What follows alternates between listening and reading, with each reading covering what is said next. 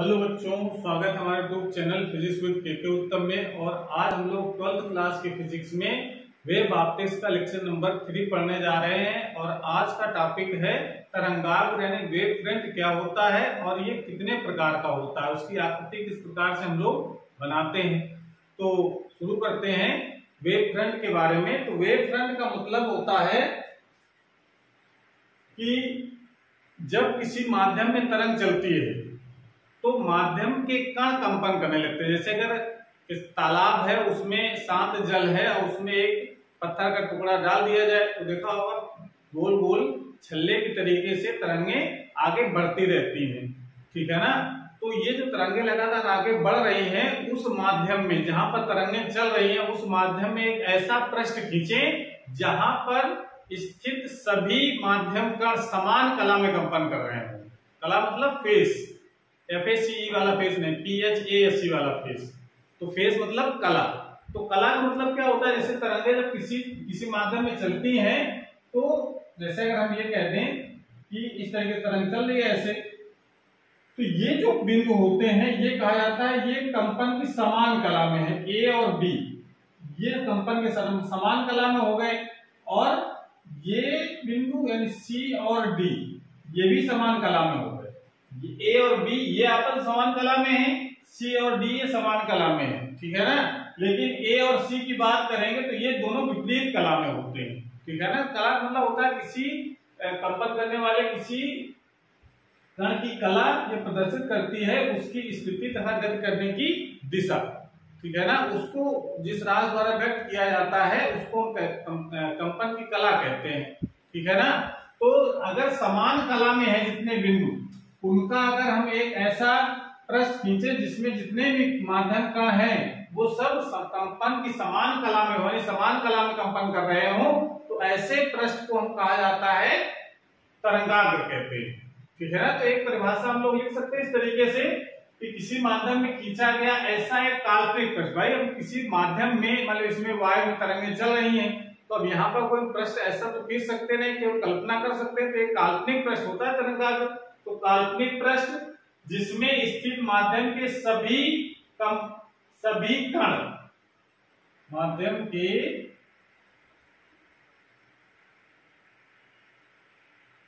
सभी कण कंपन की समान कला में होते हैं, ऐसे पृष्ठ को तरंगाग्र कहते हैं। तो ये परिभाषा लिख सकते हैं, या दूसरा ये एक परिभाषा और भी लिखी जा सकती है। दोनों में से एक परिभाषा आप लिखेंगे एग्जाम में, तो इसका मतलब क्या है, इसका मतलब है आप उसी को थोड़ा भाषा चेंज कर देंगे, मतलब दोनों का सेम है कि तरंगाग्र क्या है, एक ऐसे बिंदुओं का बिंदुपथ है जो समान कला में कंपन कर रहे हैं, यानी समान कला में कंपन करने वाले बिंदुओं के बिंदुपथ को हम तरंगाग्र कहेंगे।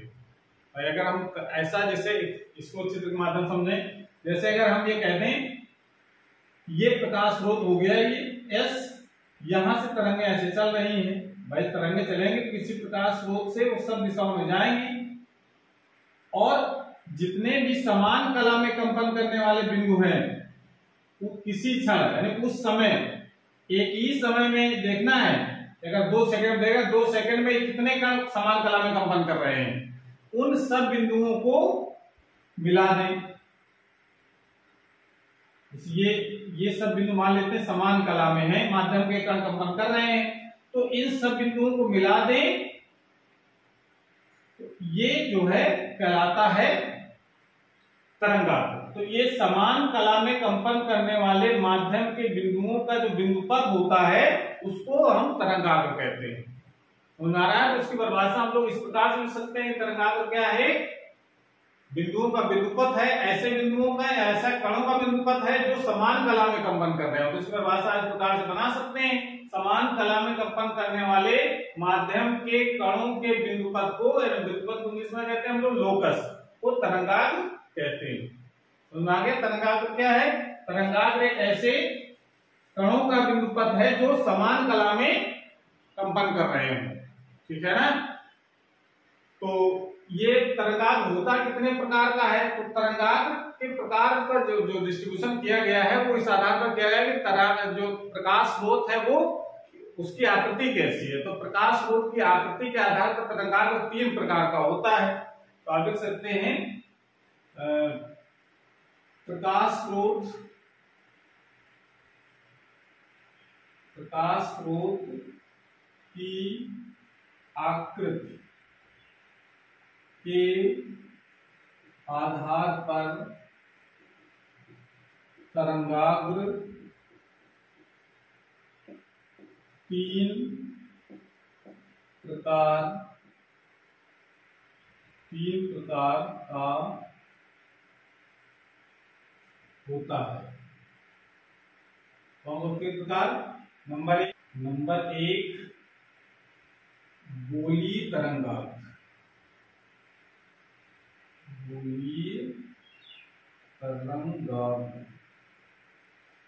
नंबर दो समतल तरंगाग्र।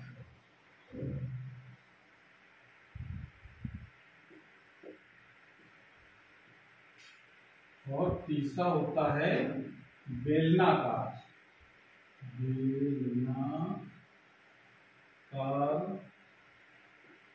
तरंगाग्र। तो तीन प्रकार का तरंगाग्र हो गया। गोलीय यानी स्फेरिकल वेव फ्रंट हो गया, समतल तरंगाग्र यानी प्लेन वेव फ्रंट हो गया, और सिलिंड्रिकल वेव फ्रंट हो गया। ठीक है, तो इस तीन प्रकार का, इसको तीनों प्रकार का अध्ययन हम लोग बारी बारी से करेंगे। इसको नोट कर लीजिए, पहले वीडियो पॉज करके नोट कर लें और हेडिंग लगाइए गोलीय तरंगाग्र।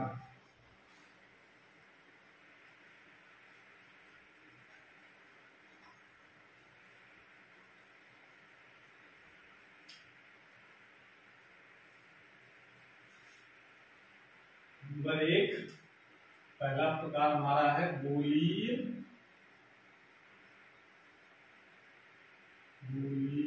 तरंगाग्र। ठीक है, स्फेरिकल, इंग्लिश में कहते हैं हम लोग spherical wave front. Spherical wave front. इसका क्या मतलब है? ये तब होता है जब जो बिंदु स्रोत हो, जो प्रकाश स्रोत है वो कैसा हो? बिंदु स्रोत हो। यानी इसके लिख सकते हैं जब प्रकाश स्रोत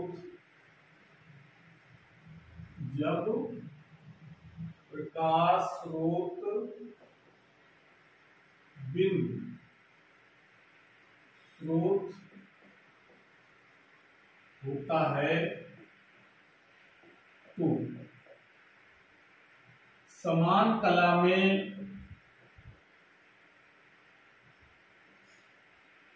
कंपन करने वाले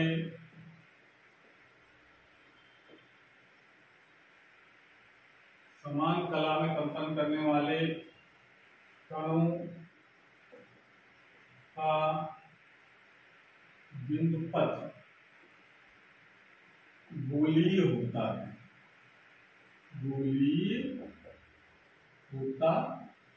है।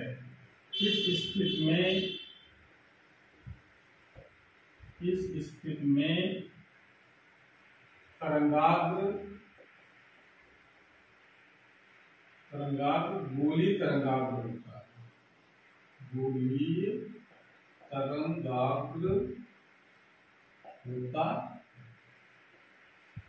गोलीय तरंगाग्र कब होगा? जब प्रकाश स्रोत कोई बिंदु स्रोत हो। जैसे एग्जाम्पल आप चित्र में देख सकते हैं, जैसे अगर हम ये बनाना चाहें एक प्रकाश स्रोत एस, यहां से तरंगे जो बाहर चल रही हैं, चारों तरंगे निकलेंगी। ठीक है ना?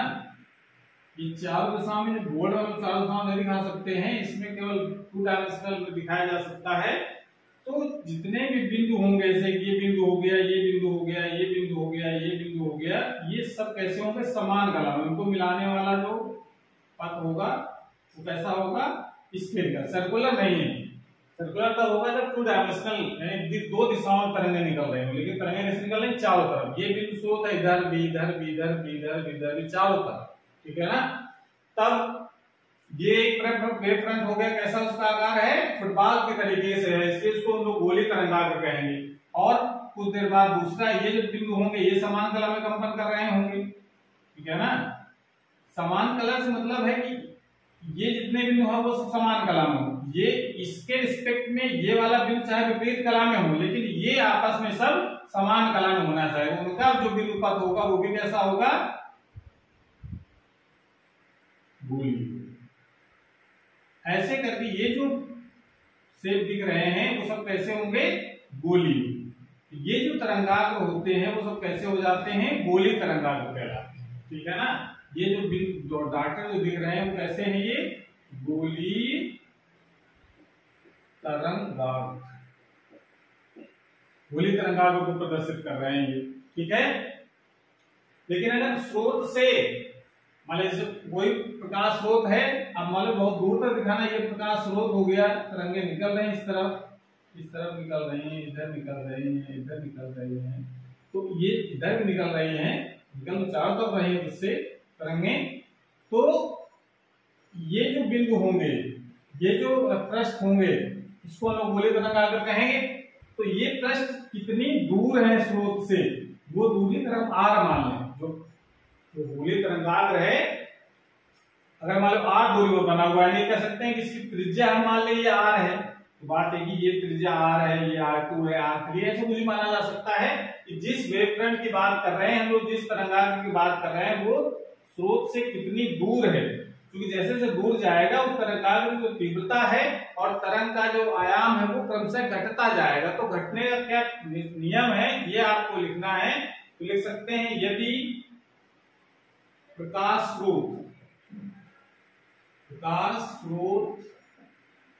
से तरंगाग्र r दूरी पर है तो तरंग की तीव्रता I जो होता है वो r के वर्ग के व्युत्क्रमानुपाती होता है। जैसे जैसे दूरी बढ़ेगी तीव्रता घटेगी, लेकिन वर्ग के व्युत्क्रमानुपात के रूप में घटती है। और आयाम जो होता है a वो डायरेक्टली प्रोपोर्शनल होता है r, यानी तरंग का जो ये वेव फ्रंट त्रिज्या जैसे जैसे बढ़ेगी तो ये जो वेव फ्रंट होगा वहां पर जो तरंगे होंगी वो दूरी के साथ उसका आयाम भी घट जाएगा, ठीक है। दूरी के व्युत्क्रमानुपाती होता है ये, और तीव्रता वर्ग के व्युत्क्रमानुपाती होती है। तो ये पॉइंट आपको ध्यान रखना है, तीव्रता और आयाम का मान दूरी के साथ किस प्रकार से चेंज होता है, किसमें, गोलीय तरंगाग्र, ठीक है। तो आप इस प्रकार से बना सकते हैं। तो ये तो एक जनरल सा डायग्राम है, गोलीय तरंगाग्र होगा, पूरा गोला वैसे बना सकते हैं चारों तरफ, ठीक है ना। तो ये इसको हम लोग कहेंगे गोलीय तरंगाग्र, नोट कर लीजिए इसको। और उसके बाद ये लगाइए दूसरा समतल तरंगाग्र।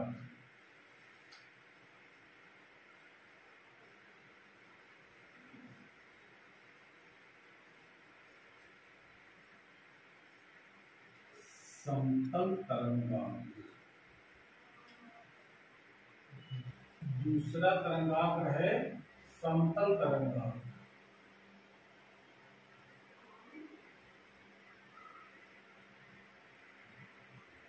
समतल तरंगाग्र इसको कहते हैं हम लोग प्लेन वेव फ्रंट।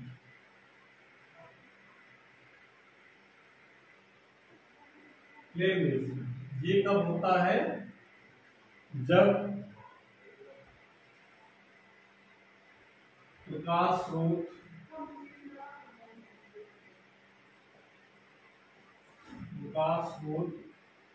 अनंत पर स्थित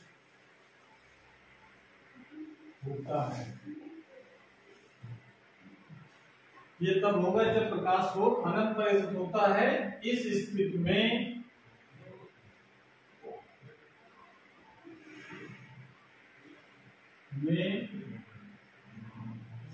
तरंगाग्र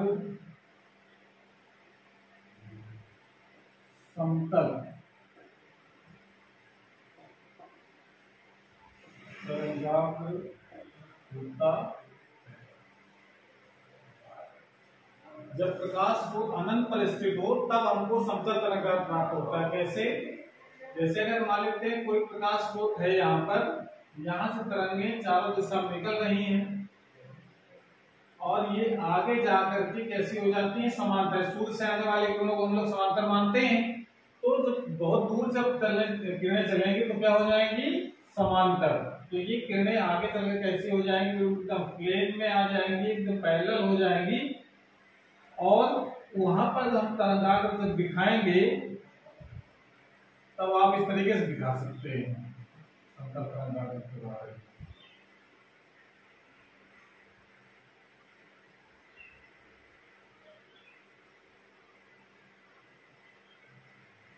ये सब ये जो वेवफ्रंट बने होंगे इनको हम लोग कहेंगे समतल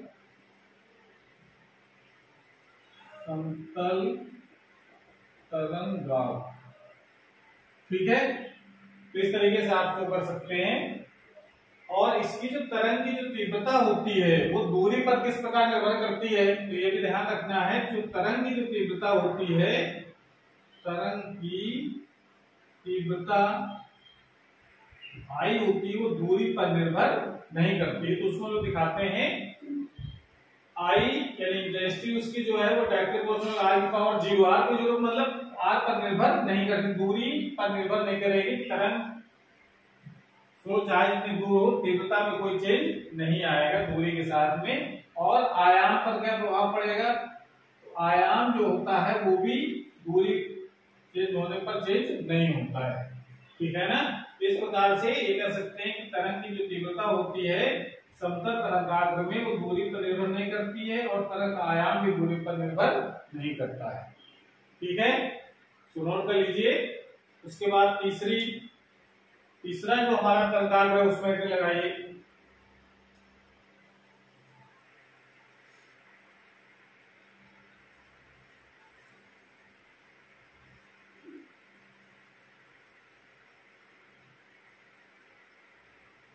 तीसरा तरंगाग्र है हमारा बेलनाकार तरंगाग्र।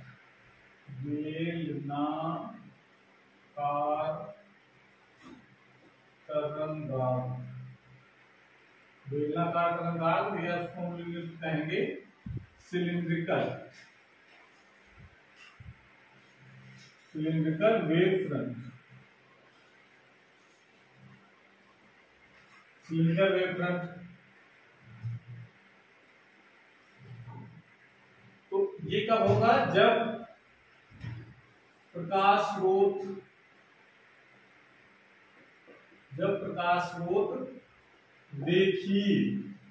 लीनियर हो, जैसे स्लिट के फॉर्म में होता है।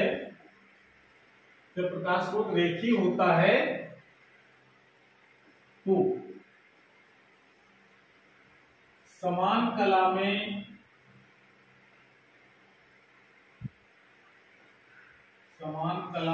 कंपन करने वाले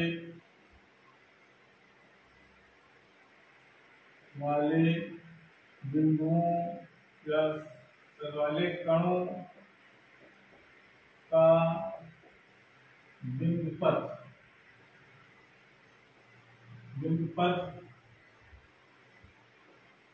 बेलनाकार होता है। इस स्थिति में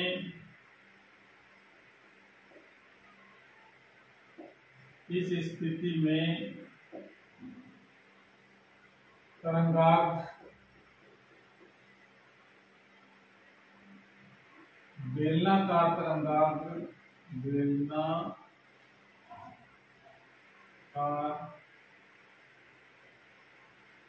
तरंगाग्र होता है। इस स्थिति में तरंगाग्र बेलनाकार तरंगाग्र होता है। ठीक है ना? कैसे इसको चित्र में कैसे दिखाएंगे हम लोग? ये देखिए तरंग स्रोत हो गया। कैसा तरंग स्रोत है? ये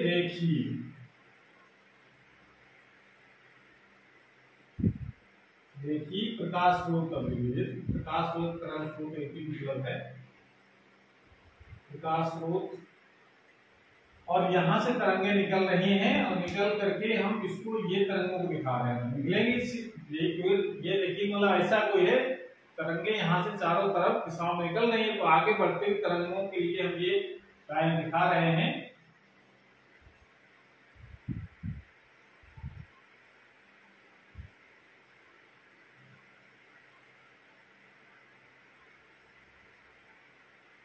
इसको इस प्रकार से लाइनें खींच करके हम इसके स्फेरिकल या सिलेंड्रिकल शेप को दिखा सकते हैं।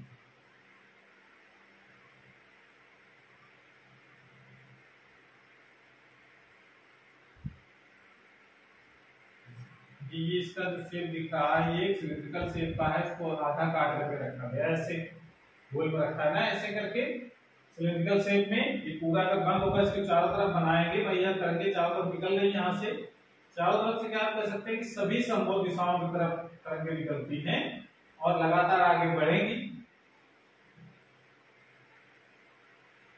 ठीक है, इस प्रकार से लगातार आगे बढ़ रही हैं। दूसरा तरंगाग्र को भी हम लोग दिखा सकते हैं यहाँ,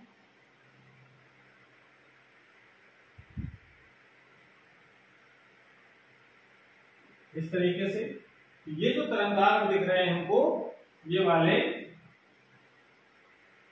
ये तरंगाग्र कहलाते हैं बेलनाकार तरंगाग्र।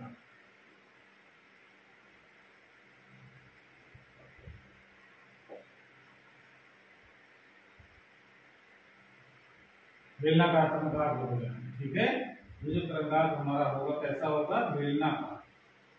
ठीक है, अब दूरी के हिसाब से कितनी दूर तरंगाग्र है प्रकाश स्रोत से, उसके आधार पर इसकी तरंग की तीव्रता भी होगी। तो तरंग की जो तीव्रता होती है दूरी पर किस प्रकार निर्भर करेगी, तरंग की तीव्रता, या तरंग की तीव्रता कह सकते हैं, या जो तरंगाग्र है वहां पर तरंग की तीव्रता कितनी होगी, तरंग की तीव्रता दूरी पर किस प्रकार निर्भर करती है, दूरी के व्युत्क्रमण बातें होती है, वर्ग के नहीं होती। ठीक है ना, और आयाम, इसका आयाम जो एम्पलीट्यूड होगा वो डिपेंड करता है इसके स्क्वायर रूट के इनवर्सली प्रोपोर्शनल होता है, दूरी के स्क्वायर रूट के इनवर्सली प्रोपोर्शनल। तो ये तरंग की तीव्रता दूरी पर बढ़ने पर तरंग की तीव्रता क्या होती है, घटती है, और आयाम भी दूरी बढ़ने पर घटता है। ठीक है, तो ये पॉइंट आप नोट कर लीजिए, तीसरा वाला बेलनाकार तरंगाग्र। उसके बाद इसमें कुछ पॉइंट हैं जो तरंगाग्र के बारे में आपको ध्यान रखने हैं, जैसे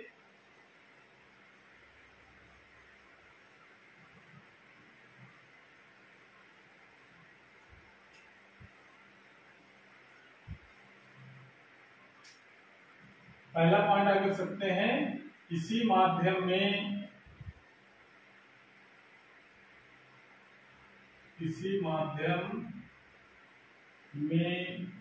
खींचा गया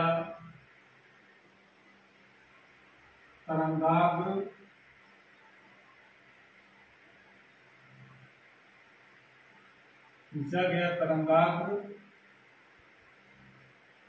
किसी माध्यम खींचा गया तरंगाग्र सदैव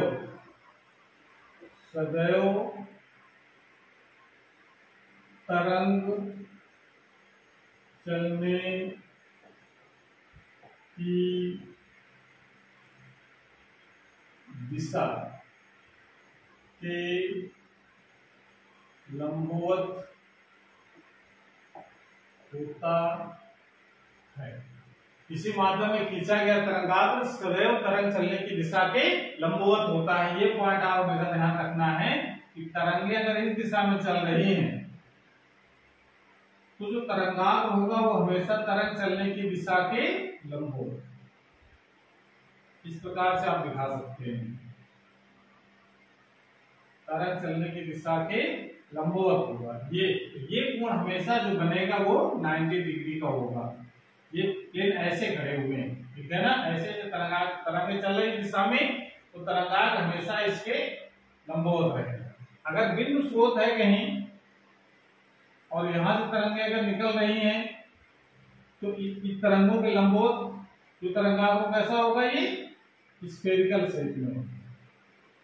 ये सब स्फेरिकल शेप में होगा, यानी कह सकते हैं कि यहाँ जो कोण बनेगा वो कितना बनेगा, 90 डिग्री। हमारा हमेशा तरंग चलने की दिशा के लंबवत ही तरंगाग्र होता है। इसी बात को उल्टा अगर लिखते हैं हम लोग, तरंगाग्र पर खींचा गया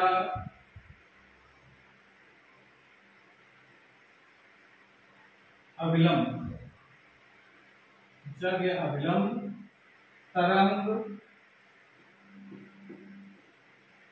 चलने की दिशा को प्रदर्शित करता है। तरंगाग्र पर खींचा गया अविलंब तरंग चलने की दिशा को प्रदर्शित करता है। तो अब ये भी जिसमें तरंगाग्र कहीं पर बना हुआ है, कोई भी तरंग, मान लो स्फेरिकल तरंगाग्र है, तो कहा जाए तरंगे किस दिशा में चल रही होंगी, तो तरंगे सदैव इसके अविलंब की दिशा में चलेगी, यानी ये कोण क्या बनेगा, 90 डिग्री। तरंगे सदैव हमेशा अविलंब हो चलती है। ऐसे तरंग चलने की दिशा के लंबवत, ये आप इसका ये सोर्स कहीं यहाँ रखा होगा तभी ये पॉसिबल है। या अगर कोई प्लेन है, अगर कोई तरंगाग्र का समतल तरंगाग्र है, तो इस दिशा में जो डायरेक्शन होगी वो तरंग चलने की दिशा होगी। तरंग चलने की दिशा, जिसको हम लोग कहते हैं किरण कहा जाता है। क्या कहेंगे हम लोग, किरण। ठीक है, तो इस प्रकार से